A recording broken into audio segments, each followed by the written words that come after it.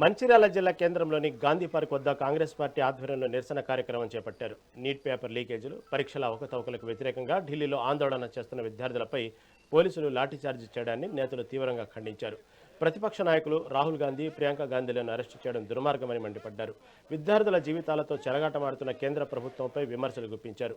Paper లీకేజీకి నైతిక బాధ్యత వహిస్తూ కేంద్ర విద్యాశాఖ మంత్రి ధర్మేంద్ర ప్రధాన్ వెంటనే రాజీనామా చేయాలని డిమాండ్ చేశారు. ధర్మేంద్ర ప్రధాన్ గారిని వెంటనే రాజీనామా చెప్పేసి మేము డిమాండ్ చేస్తున్నాం. ఆ ఒక్క డిమాండ్తో నిన్న రాహుల్ గాంధీ గారిని కావచ్చు, మరి ఏదైతే మా ప్రియాంక గాంధీ గారిని కావచ్చు, మరి ప్రతిపక్ష నాయకులను చూడకుండా వారిని ఈడ్చికెళ్లి మరి పోలీస్ స్టేషన్లో కూర్చోబెట్టడం చాలా దౌర్భాగ్యమైన విషయం. ఈ దేశంలో ప్రశ్నించే హక్కు ప్రతి ఒక్కరికి ఉంది. మన ప్రజాస్వామ్యంలో మరి ప్రశ్నిస్తే ఈ విధంగా చేస్తామని చెప్పేసి మేము అడుగుతున్నాం.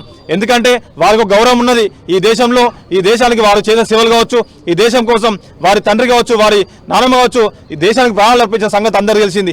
అలాంటి వారిని కూడా ఈరోజు కనీసం చూడకుండా పోలీసు వారితో ఈడ్చికెళ్లి మరి వాహనాల్లో ఏదైతే వాహనాల్లో కూర్చునిపెట్టి పోలీసులు తరలించడం చాలా బాధాకర విషయం.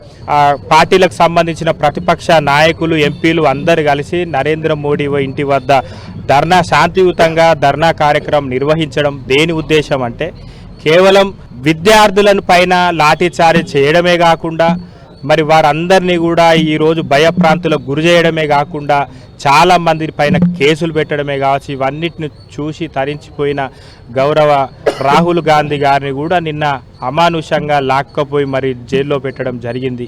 అంటే ప్రశ్నించే గొంతును కూడా ఈరోజు కేంద్రంలో ఉన్న ప్రభుత్వం ప్రశ్నించే గొంతును కూడా మీరు జైల్లో పెట్టడం, ముఖ్యంగా విద్యార్థుల పైన ఇప్పుడు గతంలో చూసుకుంటే విద్యార్థుల పైన కేసులు పెట్టిన ప్రభుత్వం కావచ్చు, విద్యార్థుల పైన లాఠీ చార్జ్ చేసిన ప్రభుత్వం కావచ్చు, ఎప్పుడు కూడా బాగుపడిన సందర్భాలు లేవు.